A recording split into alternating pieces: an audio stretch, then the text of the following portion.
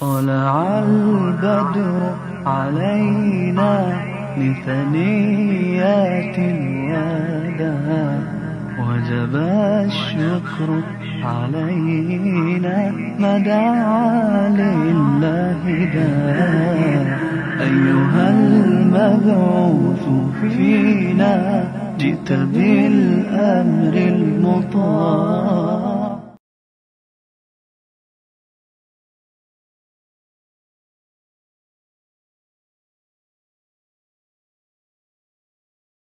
ورحمة الله وبركاته.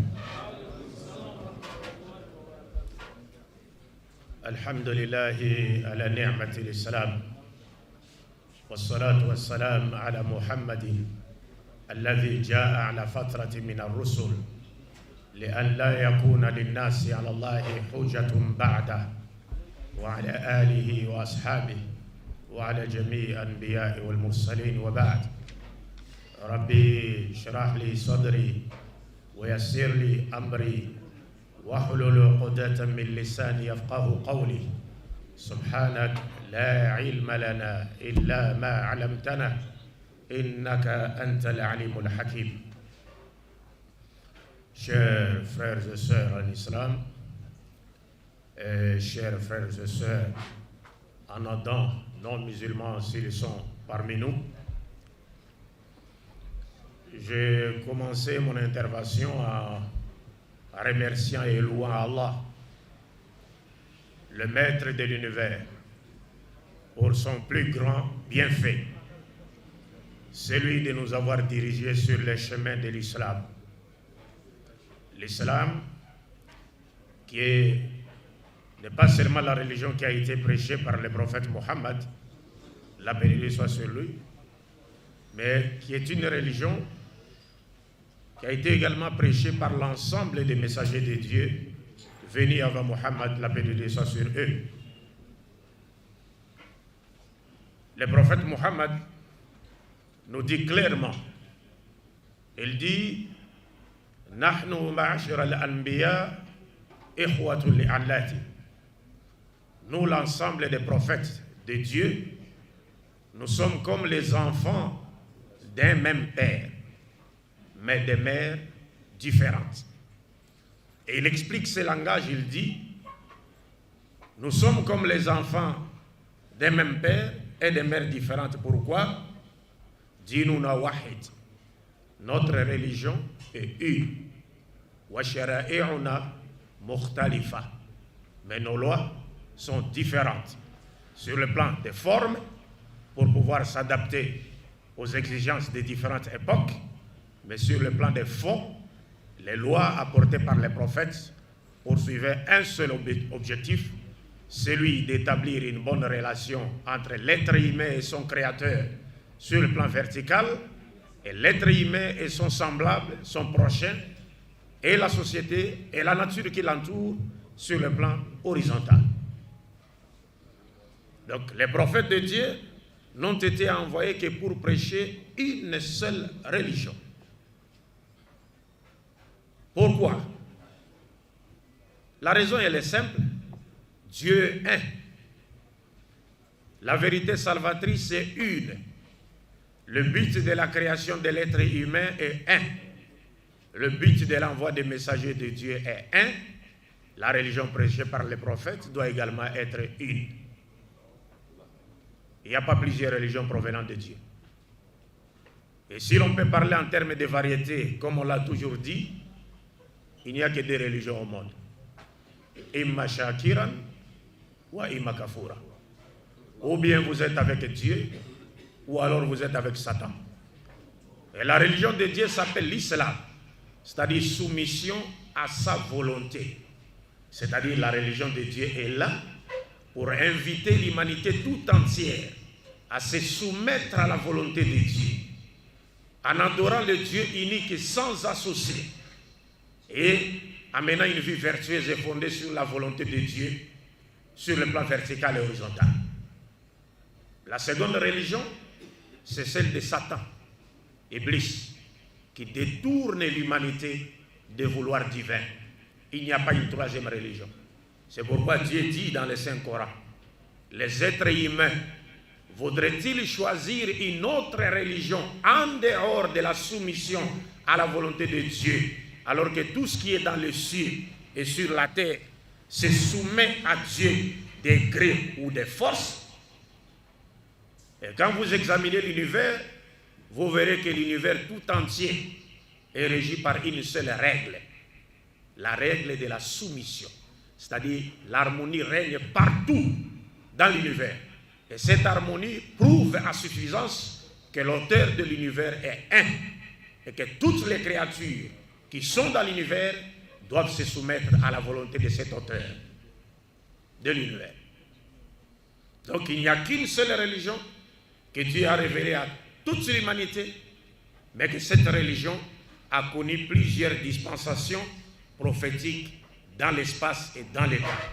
Les prophètes n'ont jamais apporté plusieurs religions. C'est nous qui divisons les prophètes. Mais les prophètes ont tous apporté de la part de leur Seigneur une seule religion, avec différentes lois sur le plan des formes, mais qui sont une sur le plan des fonds. Et nous avons toujours donné cet exemple. On peut prendre l'exemple du Mali. On dit le Mali est un seul pays. Le Mali est un. Il n'y a pas deux Mali. Mais le Mali a connu et connaîtra plusieurs dispensations présidentielles. Le Mali n'a pas commencé avec son excellence Ibeka. Il y a ceux qui ont dirigé ce pays avant lui. Mais aujourd'hui, nous vivons l'époque de son excellence Ibeka. Et après lui, il y aura encore d'autres Maliens qui gouverneront ce pays jusqu'à la fin du monde. Donc le Mali est un et restera un, Inch'Allah. Mais le Mali a connu et connaîtra plusieurs dispensations présidentielles. Et chaque président qui a dirigé ou qui dirige ou qui dirigera le Mali avait son plan de gouvernance pour ce pays. Mais tous les plans de gouvernance des présidents qui ont dirigé, qui dirigent et qui dirigeraient ou dirigeront demain le Mali ne poursuivent qu'un seul objectif: assurer le bien-être du peuple malien et le développement du Mali. Alors c'est cela. Donc il n'y a qu'une seule religion. C'est pourquoi Dieu, parlant d'Abraham, le père des croyants, en qui se réclament les juifs, les chrétiens et les musulmans, et Abraham, que Dieu a choisi pour qu'à travers lui toute l'humanité soit bénie, et Dieu en a fait d'Abraham l'imam, le guide de toute l'humanité. Parlant d'Abraham, Dieu dit: Ma kana Ibrahimu Yahudiyan wala Nasraniya, walakin kana Hanifan Muslima, wa ma kana minal mushrikin. Abraham n'était ni juif, ni chrétien, mais il était musulman soumis à la volonté de Dieu, qui adorait un seul Dieu.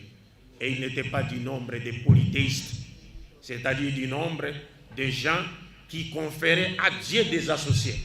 Abraham n'était pas du nombre de ces gens. Et ce qui est l'essence de son nom même. Parce que Ibrahima, en langue araméenne, Abahima, veut dire celui qui a refusé Hima. Et Hima, c'était le nom du grand Dieu idole qui était adoré par le peuple d'Abraham. Lorsque Nabi Ibrahim a refusé d'adorer ce Dieu-là, son nom qui était Abba, qui veut dire refusé, Dieu l'a complété par Abahima dans les traditions araméennes pour dire celui qui a refusé Hima, de façon extensive, celui qui a refusé d'adorer le faux Dieu qu'on appelait Hima.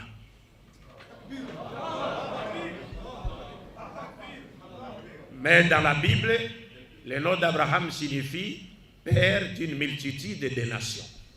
Mais ce nom a pris le sens de père d'une multitude de nations après que Dieu lui ait fait la promesse de bénir en lui toutes les familles de la terre. Mais étymologiquement, son nom ne veut pas dire père d'une multitude de nations. C'est comme dans la Bible, il y a un mot qu'on appelle Babel, qu'on appelle confusion. On traduit littéralement ce mot par confusion. Alors que étymologiquement, le mot ne veut pas dire confusion. Babil, Bab veut dire porte, elle veut dire Dieu. Babel, c'est-à-dire porte de Dieu. C'est lorsqu'à l'époque, les gens, selon la Bible, ont cherché à tuer Dieu. Alors ils ont construit une tour. Ils voulaient monter au ciel. Et selon la Bible, Dieu aurait vu les êtres humains construire une tour pour vouloir monter au ciel. Et Dieu a dit aux anges, selon la Bible, descendons sur terre et dispersons-les pour qu'ils ne montent pas ici.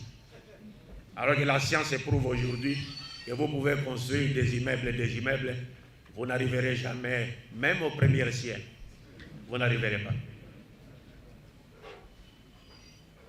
Donc littéralement, ça veut dire porte de Dieu, Babel.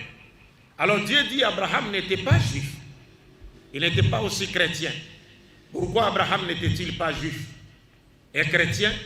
Parce que le mot juif a vu jour après qu'Abraham soit passé.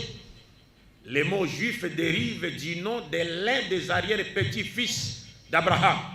C'est-à-dire Abraham a engendré Isaac, Isaac a engendré Jacob, Jacob a engendré ses 12 fils, l'un d'eux s'appelait Juda ou Yahoud ou Yahuda. C'est de ce dernier que dérive le terme juif. Et le terme juif a pris une connotation religieuse après que les enfants d'Israël aient été déportés à Babylone par les lois Nabucodonosor. C'est là où le prophète Ézéchiel a créé ce qu'on appelle le judaïsme, ou une façon de vivre sa foi en Dieu tel que cela a été pratiqué par les Juifs du royaume du Sud. Parce qu'après la mort de Salomon, fils de David, la paix de Dieu soit sur eux, le royaume d'Israël s'est scindé en deux parties. Le royaume du nord, Israël, capitale Samarie, le royaume du sud, Juda, capitale Jérusalem. Et les rois israélites du nord étaient appelés israélites, et ceux du sud étaient appelés juifs ou judéens. Alors le mot juif, en tant qu'identité des gens appartenant à une tribu ou appartenant à une religion, ce mot a vu jour des siècles et des siècles après qu'Abraham soit passé. Alors comment voulez-vous que le judaïsme soit le nom de la région d'Abraham lorsqu'Abraham a existé avant l'apparition de ce nom? Le Coran dit qu'Abraham n'était pas chrétien parce que le mot chrétien a vu jour après que Jésus soit passé. Jésus lui-même ne connaît pas le mot chrétien. Il ne connaît ni le mot chrétien ni le mot christianisme. Ce sont des noms qui ont été créés après que Jésus soit passé. Actes des Apôtres, chapitre 11, verset 26. Les disciples furent appelés pour la première fois des chrétiens à Antioche. Qui les avait appelés chrétiens? Dieu? Non. Un ange? Non. Un prophète? Non. Jésus lui-même? Non. Ses disciples, ses apôtres eux-mêmes? Non. Ce sont les païens adorateurs de la déesse Astarte qui leur avaient donné le nom de chrétiens. Et c'est cela la différence. Parce que quand vous regardez, même vous essayez de comparer notre religion qui est la religion de tous les prophètes, c'est Dieu qui nous a choisi le nom de l'islam. Al-yawma akmaltu lakum dinakum wa atmamtu alaykum ni'mati wa raditu lakum al-islam dinan. C'est Dieu lui-même qui nous a choisi ce nom. Et c'est Dieu lui-même qui nous a appelés musulmans par Abraham dans le Coran. Et c'est Dieu lui-même qui a appelé son livre Al-Coran. C'est Dieu lui-même. Mais de l'autre côté, ce n'est pas Dieu qui a choisi le nom christianisme. Ce n'est pas Dieu qui a choisi le nom chrétien. Ce n'est pas Dieu qui a choisi le nom Bible. Le nom Bible a été donné par des catholiques et nous les connaissons. Nous connaissons les noms de ceux-là qui ont donné à ce livre le nom de Bible. Mais ces noms, tous ces noms sont d'origine humaine, mais ils pensent être dans la vérité au détriment des musulmans. Comment cela? C'est pourquoi nous organisons de telles rencontres. Parce que le Coran nous dit Ta'alaw ila kalimatin sawa'in baynana wa baynakum alla na'budu illa Allah wa la nushrika bihi shay'an ila akhir al-ayat. Et le Coran est le seul livre qui a initié le dialogue interreligieux. Le seul. Le dialogue interreligieux. Le seul. Qu'on s'assoie, qu'on parle de Dieu d'abord. Parce que la première question en matière de religion ou foi, c'est la connaissance de Dieu d'abord. Il faut d'abord chercher à connaître Dieu. Et l'adoration viendra après. Parce que si vous ne connaissez pas Dieu, vous pouvez tomber dans le shirk, vous pouvez tomber dans le bid'a, Parce que vous n'avez pas appris à connaître Dieu avant de l'adorer. Vous serez donc une proie facile pour les diables. Parce que l'univers est grand et il est rempli d'autres créatures que l'homme. Et les forces invisibles des ténèbres, nous dit le Coran, sont là. Elles nous voient d'où nous ne les voyons pas, avec Satan à leur tête. Et ils sont prêts à égarer qui que ce soit, où que ce soit et quand que ce soit. Mais quand vous avez la connaissance de Dieu, c'est difficile pour eux. C'est pourquoi l'islam commence toujours par là, le tawhid, la connaissance de Dieu. Non, faisons les khourouj, c'est bien. Mais la connaissance de Dieu, on peut chanter les maoulides, ainsi de suite. Est-ce que vous connaissez Dieu? Parce que si vous connaissez Dieu, vous saurez si cela est bon ou mauvais. Toujours là, le fondamental. Il faut commencer par là. Dialogue entre chrétiens et musulmans. Dieu d'abord. Les problèmes d'aller creuser des puits, des histoires, ça c'est secondaire.